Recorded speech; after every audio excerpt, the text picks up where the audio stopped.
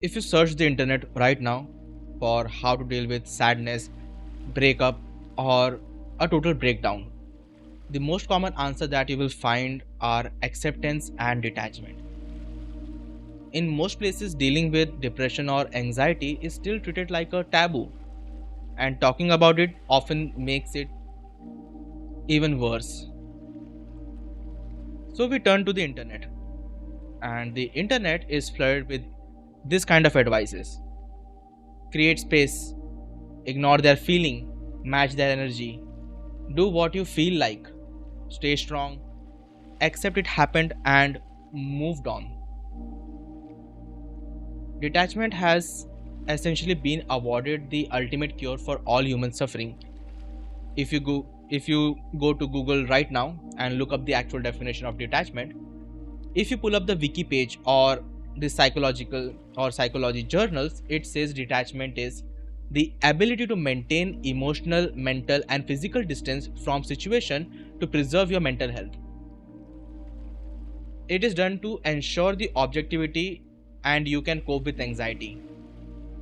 We are sold this idea that if we build a wall, if we completely disconnect and withdraw from the situation that demands us to look objectively or have a hard conversation or even acknowledge your pain, we will be safe.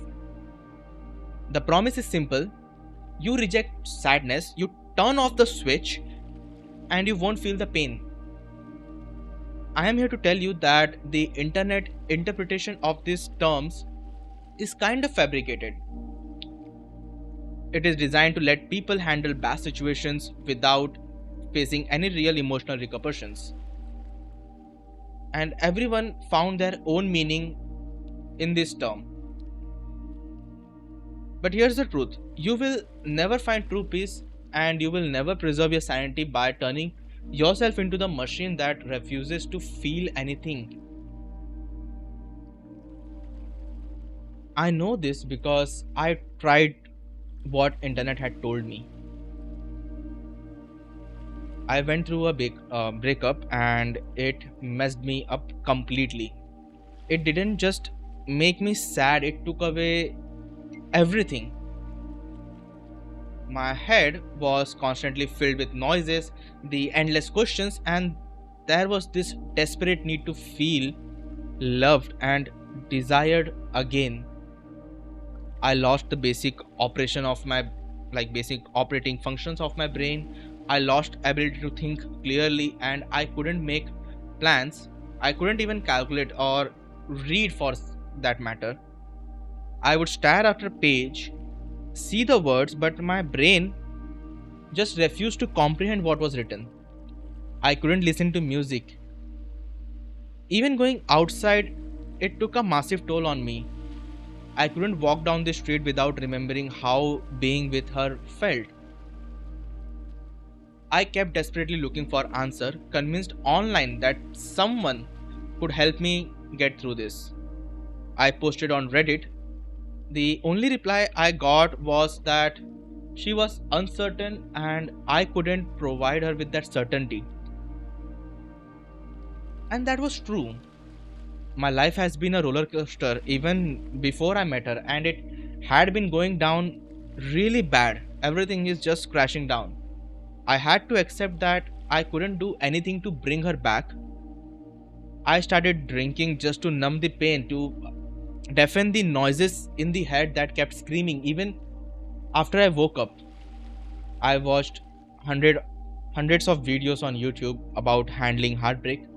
The advice ranged from try finding yourself to go on a trip. But the one phrase that stood out was practicing detachment. So I tried to follow the internet rules. I tried to go ghost mode on my own emotions. And guess what happened? It never worked. Because here is one thing that these videos get wrong: not everyone is built with the exact same mental capacity just to unfeel. Fortunately, there was only one person I found who told the actual truth. There is no specific timeline for when you start to accept what has happened, and there is no scheduled date for when you finally detach. My life had been a roller coaster and it was only going down. My motivation was completely wiped out. Around this time my friends they planned a trek. I was exhausted, my body was exhausted, my mind was completely numb. I gained a little bit weight and I was left with no energy to do anything. I didn't even know what to do with my life. And when they invited me, I initially declined, but I felt like I should go out, so I figured, why not? Let's go. And whatever will happen, we will see. But here's the dark reality of what was going or what was happening in my head. I was bargaining. I had this irrational, desperate thought, if I can push through this and complete this trek, maybe she will see it. Maybe she would come back. The last time we spoke, she told me to go on a boys' trip, complete a trek, and then she would come back to me. Looking back, I realized I was risking everything just to hold on to that one fragile thought. We started the climb. It was not a beginner friendly trek. The location was changed at last minute, but I didn't even think about the difficulty because I was so blinded with that one hope. We started climbing for almost an hour, but then the physical reality caught up with my mental state. I started to feel this intense lightheaded. The world started spinning. My friend stopped, the guide stopped. I just sat down there, laid my head on my back. I had this protein bar which I ate a little bit, thinking that I just needed energy. But then I threw up on the side of the trail. I washed my face, drank little water, and while sitting on the side of the path, I told my friends and the guide to go ahead without me. One friend who had an experience with trekking, he stayed behind. He told the others that if I felt like climbing, he would help me catch up. If not, he would guide me back to the base camp. So the rest of the group went ahead. The thoughts were still racing in my head. That broken, irrational loop was still playing. So after resting for maybe 15 minutes, I decided to continue. I stood back, I pushed myself for another 10 minutes, and the wall hit again. I I felt like I was completely done. There was absolutely nothing left in the tank. If I continue, I knew I was just going to pass out eventually. I asked my friend, should I continue? And I'm never gonna forget his answer. He said, if this was any other event, he would have motivated me, somehow pushed me to reach the end. But this is trekking, and he has seen people die of cardiac arrest because they pushed a trek too far. And only continue if my body says so. Otherwise, we stop here. Why was I risking my life right now? Even if I dragged myself to the top of that mountain, who was I actually doing it for? Was it was it for me, or was it for the ghost, a faint, impossible hope? What if I complete this trek and she still didn't come back? I had already tried to talk to her, tried to meet her, but she simply didn't want anything to do with me. Right there, sitting on the side of the mountain, sitting in that dirt, a sudden massive wave of acceptance just washed over me. She was gone, and she was never coming back. It had been 3 months. She hadn't reached out even after I begged her to. In that exact moment, I realized that she was gone. I decided not to climb, and we took some photos right there on the trail. It was a reminder to myself that I tried even though I failed. I wanted some kind of keepsake, a promise to myself that if I ever need to look back and remember that I couldn't finish this trek, it will just be a reason to come back and complete it next time. My friend walked me back down, dropped me at a base camp. I found a spot, I laid down for a while. I think I slept for 2 hours. And when I woke up, something has changed. I woke up feeling more content than I had in months. I put on my headphones in, and for the first time, which felt like forever, I could actually listen to a music. All the songs that triggered devastating sadness, they weren't triggering it anymore. I was just enjoying them. I thought this is it. This is what acceptance finally feels like. And this is what it means to be detached from the past feelings and looking towards the fresh ones. And it happened without me even trying to force it. A later a little while later, I had to travel to my hometown. It wasn't a vacation, it was a little emergency. The kind of trip that drains whatever energy you have left. While I was coming back from that trip, I went for a casual walk, just sightseeing. I was trying to clear my head from the weight of everything that had happened, and since I was in a different city, a different place, I thought this was a good place. During that walk, I saw a bookstore. I walked in, looked around, and casually picked up a copy of this book, Tuesdays with Morrie. I took it with me for to the airport. I was there almost 2 hours early. The flight was delayed for another hour and a half. Remember, I hadn't been able to read a single text or single paragraph in the last 6 months. The fog in my brain simply wouldn't let me comprehend words. But I opened that book at the gate. I started reading, and I didn't stop. I sat there through the wait, I sat there through the delay, I sat there on a plane. I finished the entire book right before landing. 5.5, maybe 6 hours, and somewhere in these pages, I read a line that completely shattered my understanding of what I was trying to do for half a year. Morrie says, detachment is not everyone says it is. Everyone wants to feel detached from feelings so they don't get hurt.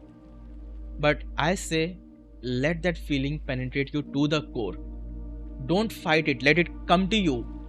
And once you have fully felt it, that is when you say, I have felt it.